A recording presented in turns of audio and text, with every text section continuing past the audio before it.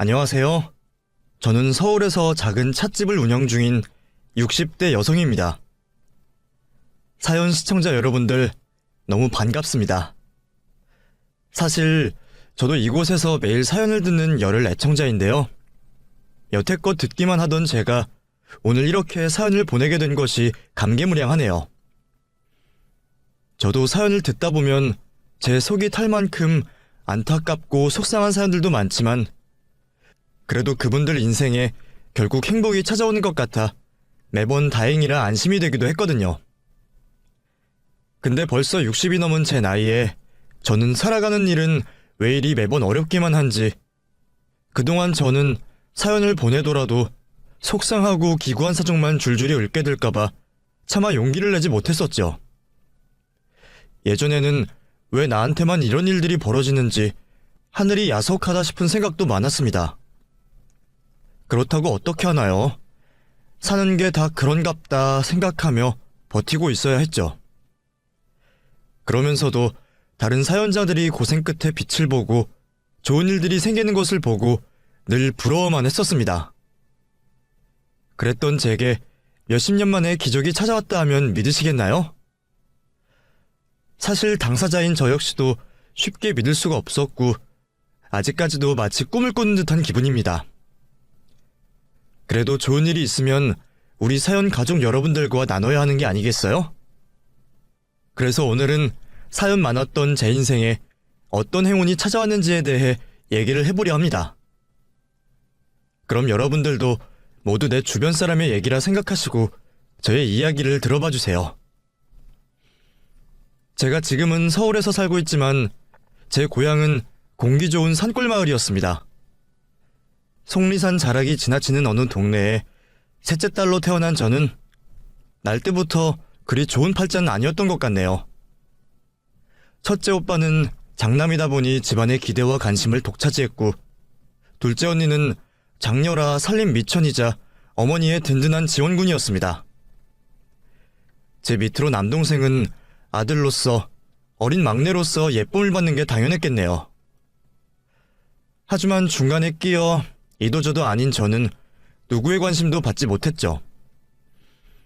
예전부터 늘 손이 느리고 둔한 탓에 식구들에게 타박도 많이 받고 매일 쥐어박히지 않는 날이 없었어요.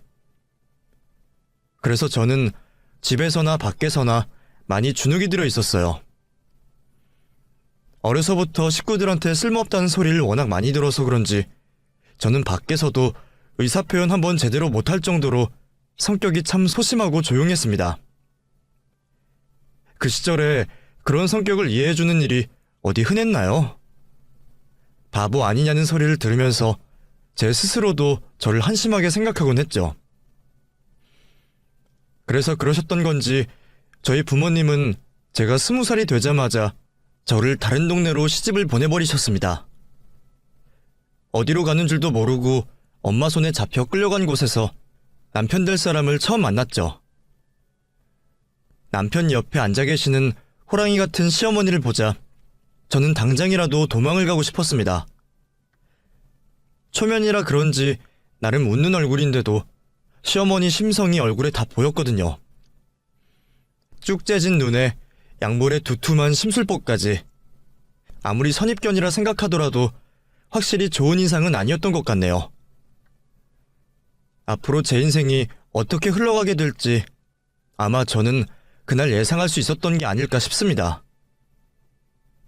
울고 불고 시집가기 싫다는 제 말에도 부모님은 억지로 저를 시집 보내셨어요. 2살 위 언니는 여직 집에서 끼고 들면서도 이제 막 20살이 된 나를 왜 출가시키려 하는 건지 저는 내심 잘 알 수 있었습니다. 솔직히 그래서 그냥 다 자포자기했던 것도 같아요. 식구들한테 예쁨 받지는 못했어도 그래도 하나뿐인 가족이고 내 인생의 전부라 생각했었는데 나를 짐짝 취급하며 어떻게든 떨어내려 하는 걸 보니 소심하고 난 미워할 줄 모르던 저도 배신감이 느껴졌어요. 그렇게 20살 그 어린 나이에 남의 집에 팔려가듯 시집을 가게 된 저는 그 뒤로 인생이 꼬여버렸던 것 같습니다. 시어머니는 첫인상만큼이나 참 악독한 분이셨고 중매로 만난 남편도 제게는 애정도 관심도 없었습니다. 그렇게 결혼해서도 잘 사는 사람들도 많던데 저는 어찌 인복이라는 게 참 없는 사람인가 봅니다. 늘 듣던 구박이라 시집가서도 별반 다를 게 없다 생각했던 저는 차원이 다른 폭언과 구박을 당해야 했고 매일 고된 시집살이에 시달릴 수밖에 없었습니다.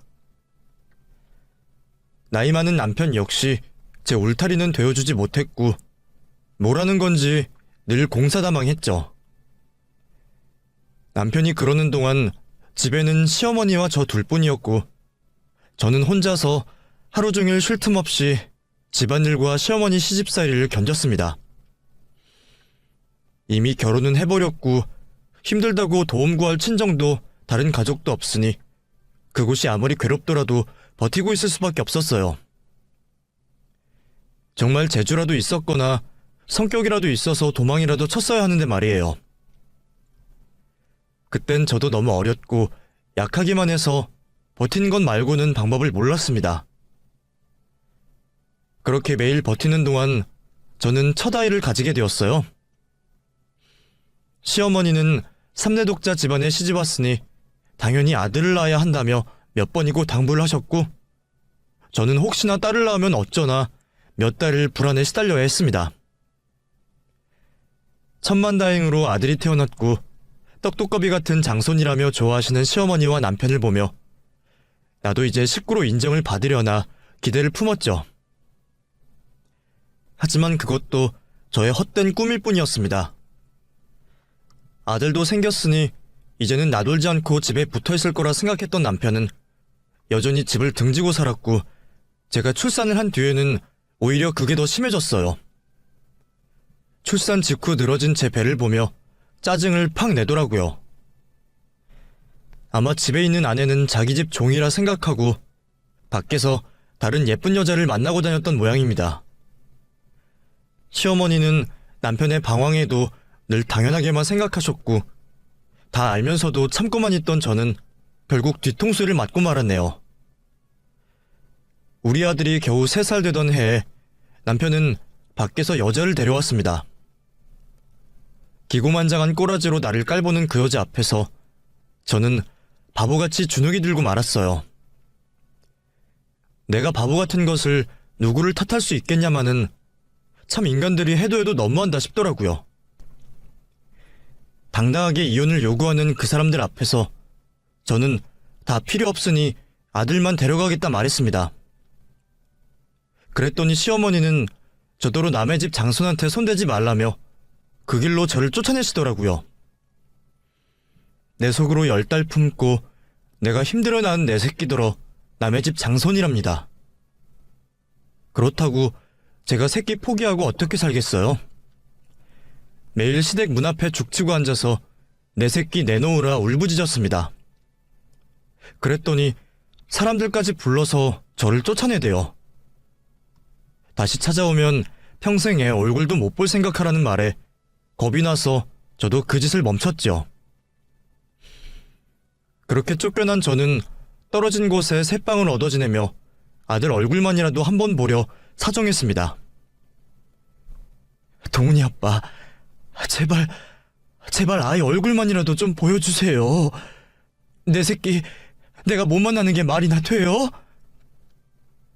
당신이 이렇게 하는 게 애한테도 안 좋을 거라는 생각은 안 해봤어? 집에 엄마가 있는데 밖에도 엄마가 있다 그러면 애가 혼란스럽지 않겠냐고. 내가 나만 좋자고 이러는 거야? 당신이 데려가서 애를 잘 키우긴 하겠어? 여유 있는 우리 집에서 마음 편히 키우는 게 당신한테도 애한테도 좋아. 그러니까 제발 포기하고 네 인생 찾아 살아. 찢어 죽여도 시원찮을 전 남편에게 제발 아들 얼굴만이라도 보여달라 사정하는 제 심정이 어떨지 이해가 되시나요? 그럼에도 불구하고 그 인간은 제게 아이를 보여주길 꺼렸습니다. 그렇다고 애미가 어떻게 내 자식을 잊고 살겠어요? 저는 끈질기게 요구를 했고 돈을 모아서 변호사를 구할 생각까지 했어요. 근데 그것도 참 쉽지 않더라고요. 법은 너무 멀리 있었고 한 푼 없이 쫓겨난 저는 당장 월세 낼 돈도 없었으니까요. 그래도 근처에서 살다 보면 언젠가 기회가 있을 거라 생각하며 살았습니다. 애가 걷기 시작하면 외출도 할 것이고 기웃대다가 그림자라도 보겠지 생각했죠. 그런데 어느 날 또다시 찾아간 제게 전 남편은 차마 믿기 어려운 얘기를 전했습니다. 당신 이제 동훈이 찾지 마. 동훈이 죽었어. 아무리 그렇다고 어떻게 애가 죽었다는 거짓말을 해요? 거짓말 아니야. 정말이야. 믿기 어려우면 납골당 가서 보고 오던가. 처음에는 당연히 거짓말이라 생각했죠. 내가 귀찮아서 별소리를 다 하는구나 싶어서 기도 안 찼어요. 그런데 전 남편이 집으로 들고 온 종이 한 장에 저는 주저앉을 수밖에 없었습니다. 그건 내 자식의 사망진단서였어요. 그걸 보고도 쉽게 믿을 수 없던 저는 전 남편이 알려준 납골당을 찾았습니다. 유골함에 새겨있는 아이의 이름 석재를 보게 된 저는 오열하다가 졸도하기까지 했습니다. 겨우 정신을 차리고 전 남편을 다시 찾아간 저는 아이의 죽음에 대해 들을 수 있었어요. 며칠 고열을 앓다 죽고 말았다 했죠. 그래도 시어머니가 장소는 끔찍이 생각해서 별탈 없을 줄 알았는데 그런 일이 벌어지다니 믿을 수가 없었습니다. 저는 당연히 전 남편과 그 여자에게 달려들어 난리를 떨었어요. 벌레 하나 못 죽이는 줄 알았던 저도 자식 일 앞에서는 정신이 나가버리더라고요.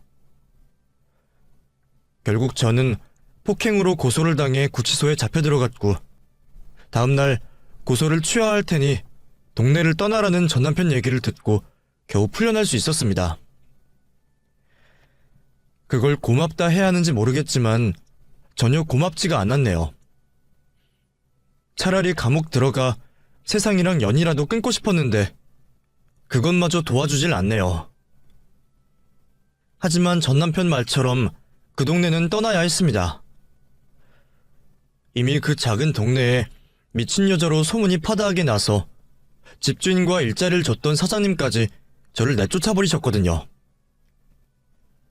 결국 아무데도 갈 곳 없던 저는 진보다리 하나 들고 정처 없이 길을 걸었습니다.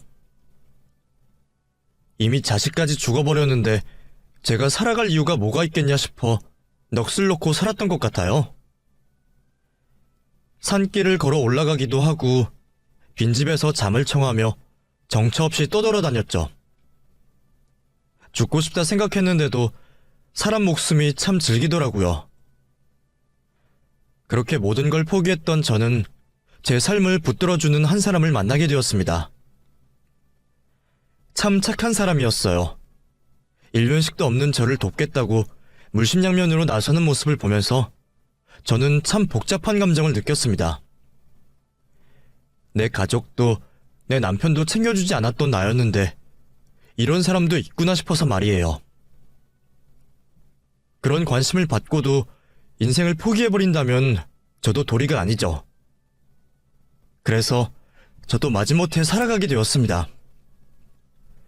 정붙일 곳 하나 없던 제가 그 사람에게 기대며 삶의 희망을 틔워보게 되었네요. 고아로 자라 나보다도 가여웠던 그 사람과 저는 평생을 함께하기로 약속을 하며 둘이 서로 보듬고 사랑하며 살아가기로 약속했습니다. 부모 손에 억지로 한 결혼이 아니라 죽지 못해 버텼던 결혼 생활이 아니라 오로지 제가 선택한 사람이었어요. 반지하 새방의 열악한 환경이었지만 우리는 참 행복했습니다. 행복이라는 것이 가진 것이 많아 오는 게 아니구나 하는 걸 그때 알게 되었네요. 내 마음 편하게 해주고 기대고 정줄 사람이 있다는 게 제게는 천국이나 다름없었습니다. 남편은 제게 참 잘해주었어요. 자기도 부모 잃고 힘들게 살아왔으면서 자식 잃은 제 처지를 누구보다 안타까워했어요. 나를 행복하게 해줄 수 있다면 뭐든지 하겠다고 말하는 그 사람을 더 행복하게 해주고 싶었던 저는 남편을 위해 아이를 낳기로 결정했습니다. 사실 제게는 어려운 일이었어요. 먼저 자식 보낸 어미가 어찌 자식을 잊을 수가 있겠나요? 남편은 그런 저 때문에 둘이서만 살아도 된다 해주었지만 저는 남편에게 더 큰 기쁨을 주고 싶었습니다. 결국 저는 먼저 보낸 자식은 기억에 묻어두고 새 가정에 충실하기로 마음을 먹었고 사랑하는 남편과의 사이에서 2살 터울의 딸 하나, 아들 하나를 낳고 새 출발을 시작했습니다. 너무 일찍이 결혼하고 이혼을 한 탓에 재혼을 했어도 제 나이는 보통 엄마들과 다르지 않았습니다. 그래서 주변에서는 제가 재혼인 줄도 모르고 저도 별말 없이 살아갔죠. 물론 자식들 키우면서 내 손으로 못다 키운 동훈이 생각이 매일 났지만 지금 기르는 자식들 위해 애써 잊으려 노력했습니다. 그래도 어쩔 수 없이 보상 심리 같은 게 있더라고요. 동훈이한테 못해준 만큼 민정이 민철이한테 더 해주고 싶었고 그래서 더더욱 열심히 살아야만 했습니다. 밖에서 일하는 남편 출근을 보내놓고 저는 시장이나 식당에서 일을 했어요. 저나 남편은 배운 것 없고 가진 것 없었지만 그만큼 남들보다 더 열심히 살았습니다. 그렇게 해야 내 자식들에게 해줄 수 있는 게 하나라도 더 생기니까요. 그래서 없는 형편에 무리해서 서울 근교까지 이사도 갔고 애들 좋은 환경에서 키우려고 무척 애를 썼죠. 물론 그만큼 드는 돈은 많았지만 그건 우리가 좀 더 고생하면 될 일이었습니다. 사실 저는 내 몸 힘든 건 상관없이 참 열심히 살아왔습니다. 꾸준히 일하면서 모욕도 당하고 별소리 다 듣고 살았지만 제발 내 자식들만큼은 구김 없이 크기를 바라며 해달라는 것 있으면 최대한 해주려 그렇게 키웠어요. 애들이야 그런 부모 마음을 다 아는진 모르겠지만 부모 입장에서는 늘 못해줘서 아쉬움이 더 클 뿐이었죠.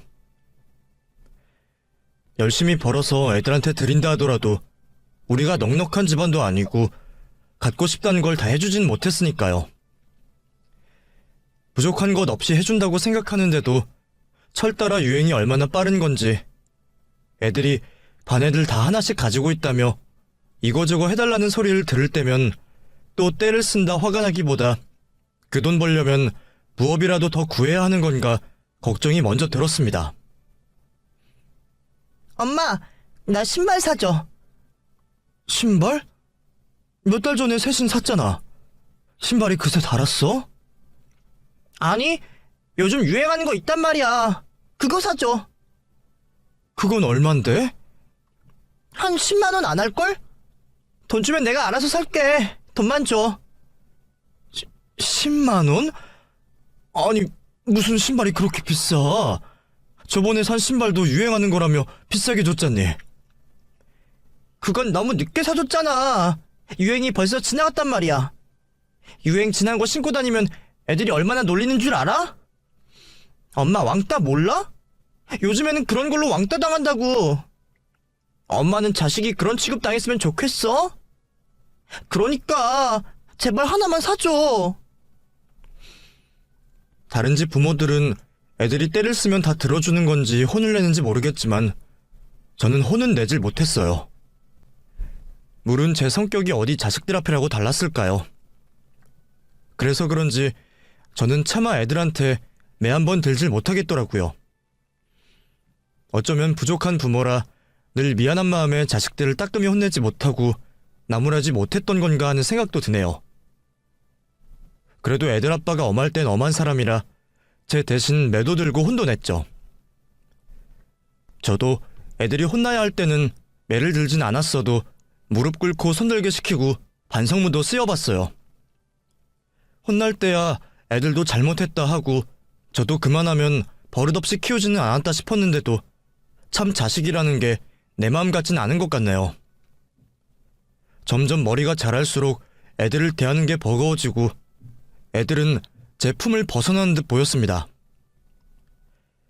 우리 형편에 벅찰 만큼 해주고도 늘 불평불만만 들었고 어쩔 때는 없는 살림에 왜 애를 낳았냐며 타박하는 소리도 들었네요.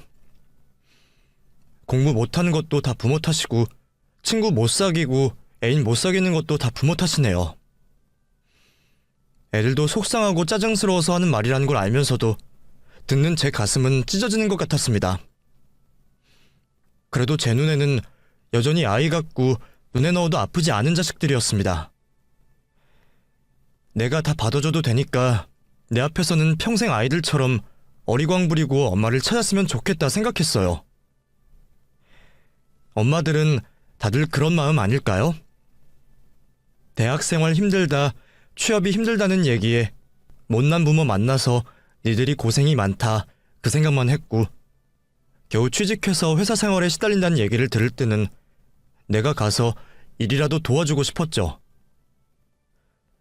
그렇게 사회생활도 하고 자기들 앞가림도 하게 된 자식들은 힘들 때면 여전히 부모를 찾았고 저는 제 힘이 닿는 한 열심히 돕고 싶었습니다.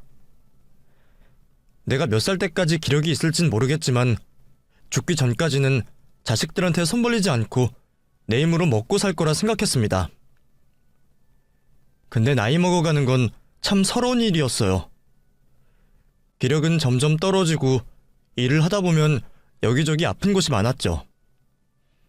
늙어가는 게 어디 저뿐이었겠습니까? 내 남편 또한 함께 시들어가는 신세였으니 말이에요.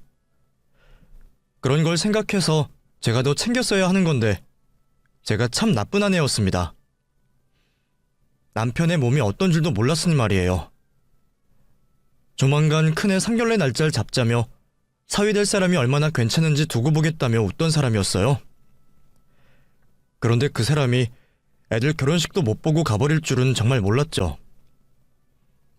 그런 남편을 먼저 보낼 수 없던 저는 가슴이 찢어지는 듯 아팠습니다. 남편이 마지막 가던 길에 제가 이런 얘기를 했었어요. 여보, 나를 선택해줘서 고마워.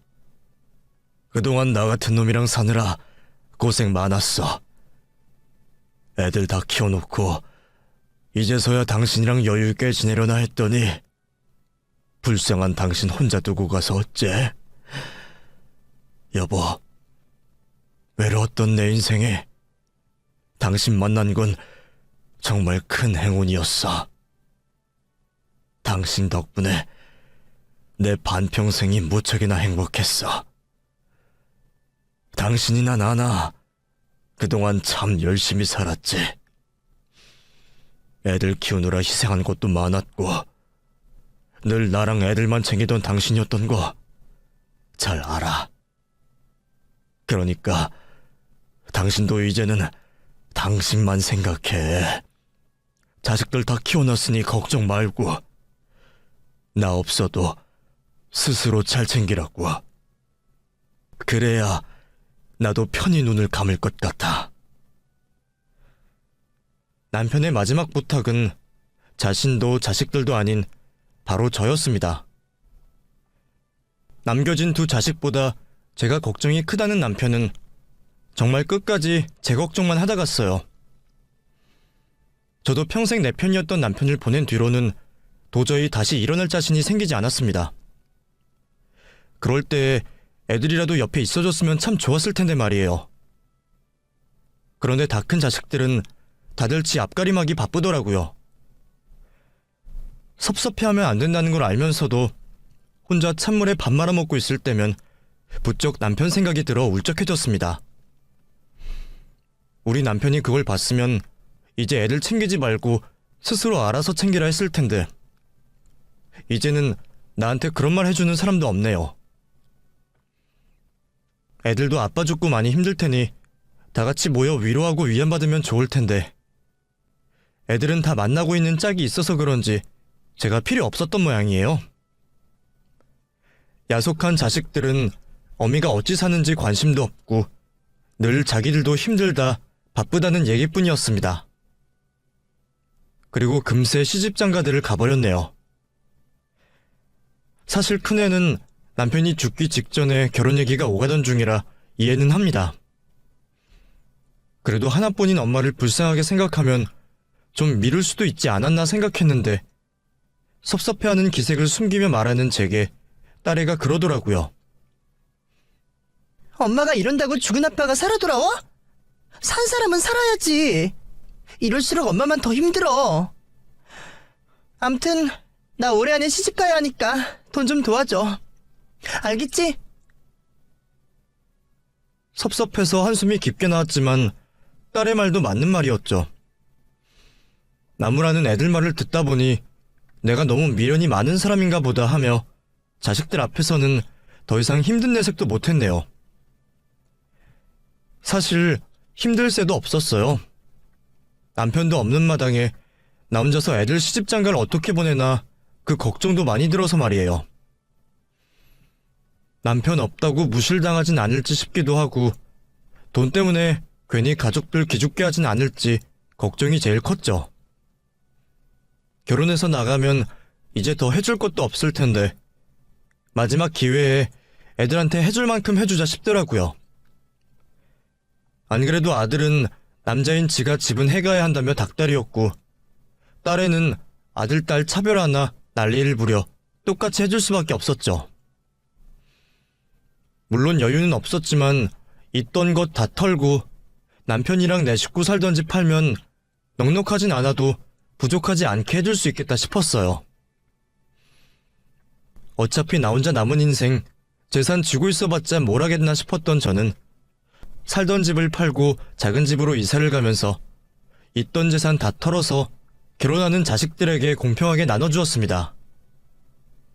그마저도 그 돈으로는 빠듯하다며 툴툴거리는 자식들이었지만 저도 그게 최선이었어요. 그래도 내가 그렇게까지 해줬으면 자식들도 엄마 마음을 이해해줄 줄 알았습니다.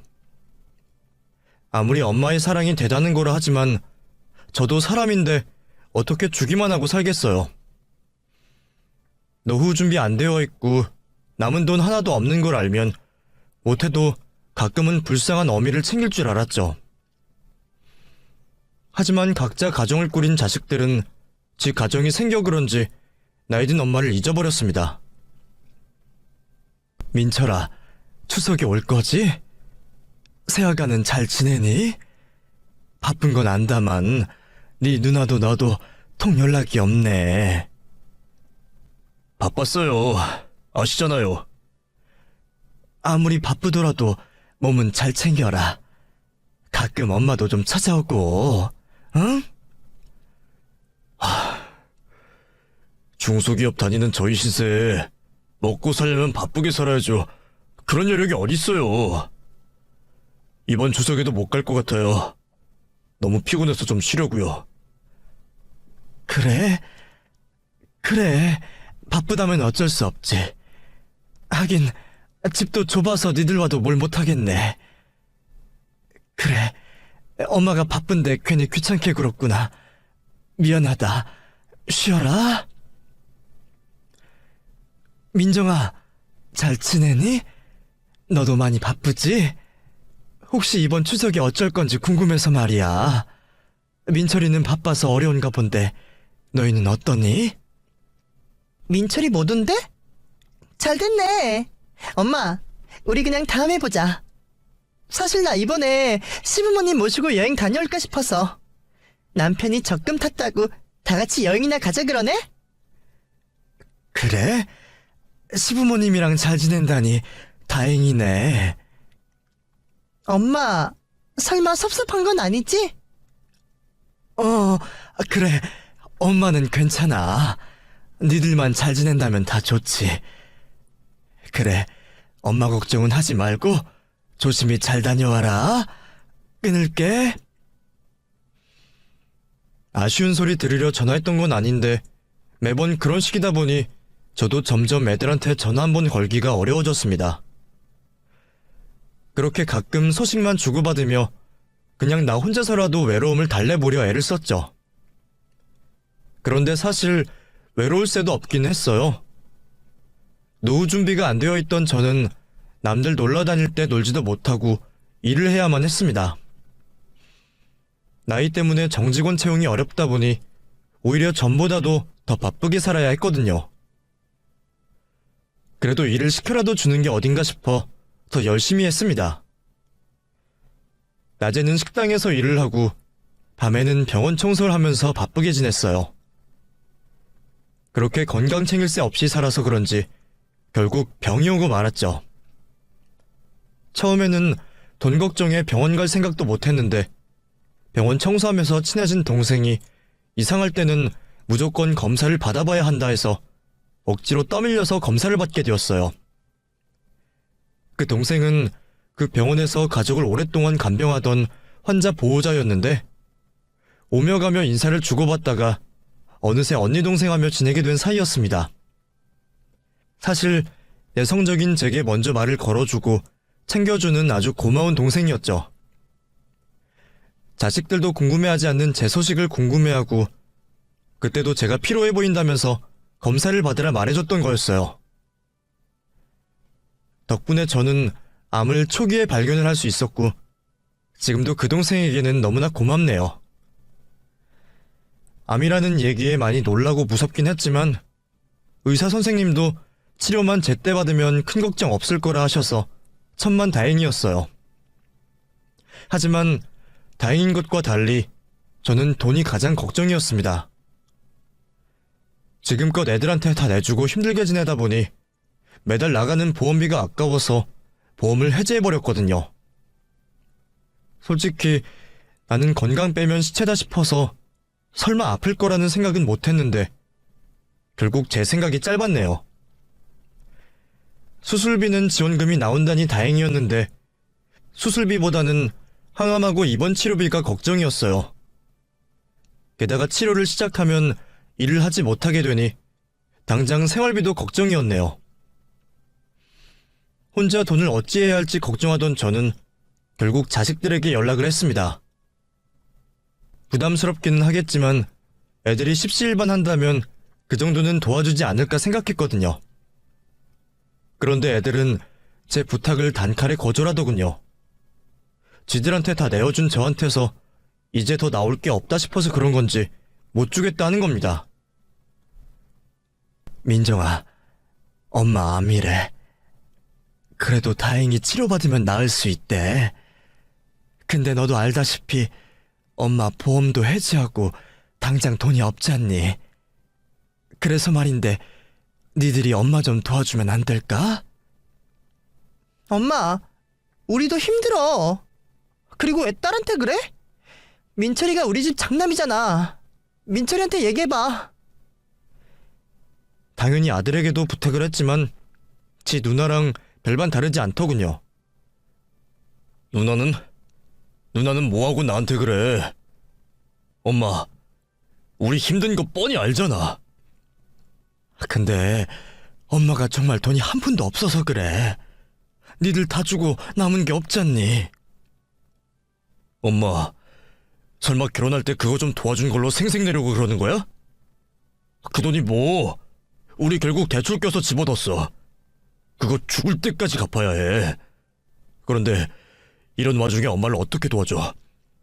엄마 너무한 거 아니야? 우리한테 별로 해준 것도 없으면서 이제 와서 도와달라 그래?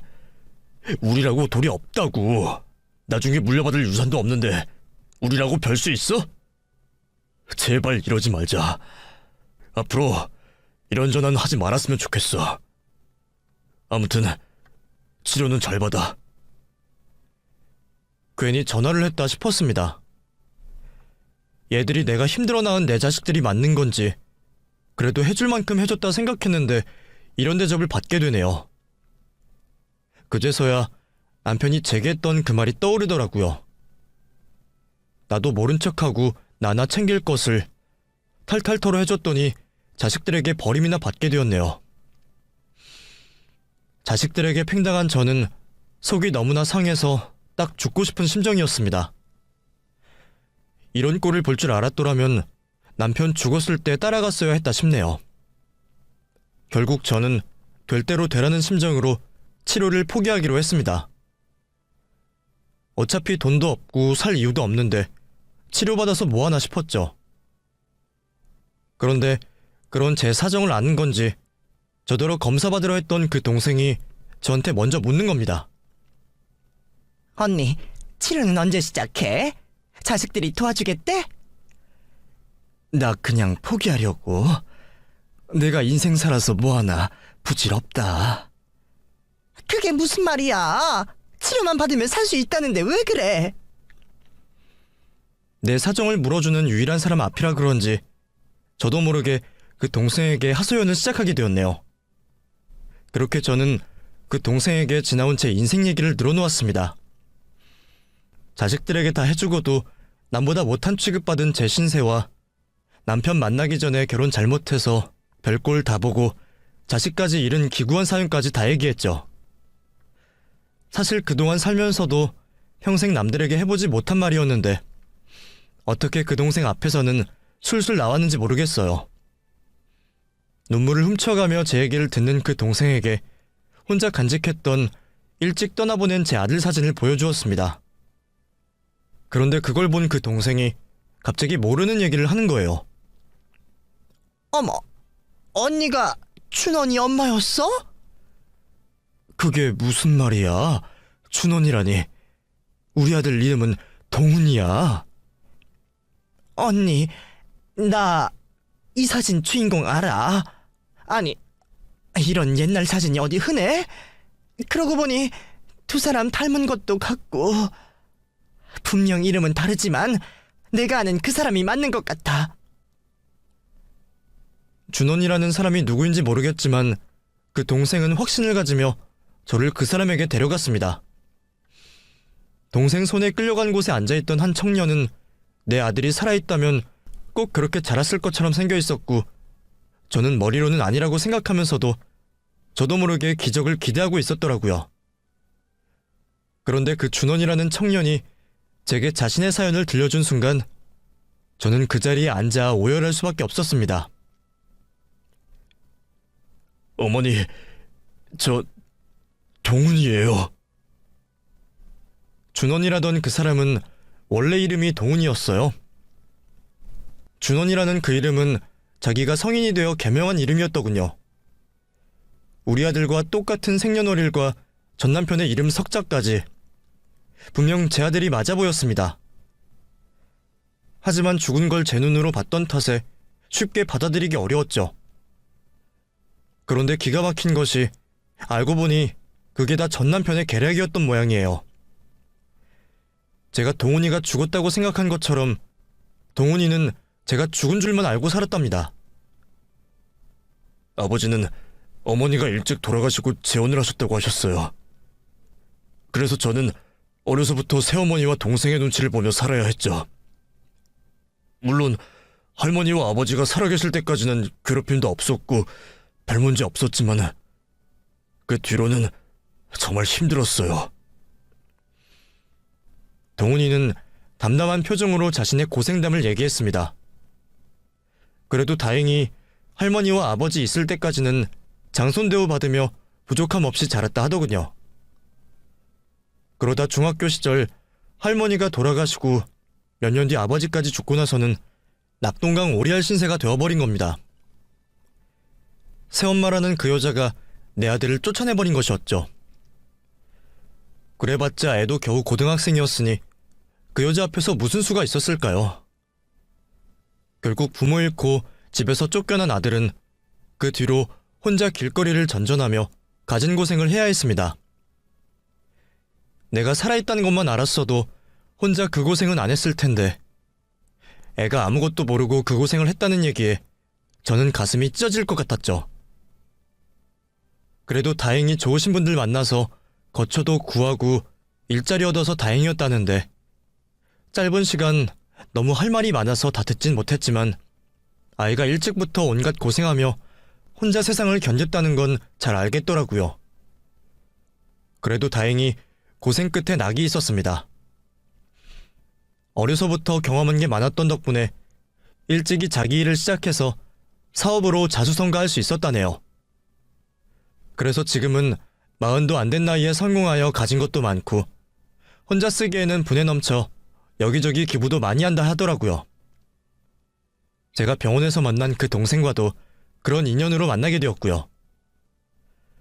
제 아들에게 도움받은 적이 있던 그 동생은 제 아들의 안타까운 사연을 알고 있었고 어릴 적 사진도 본 적이 있었답니다. 그래서 제가 보여준 사진을 보고 단박에 알아봤던 거였어요.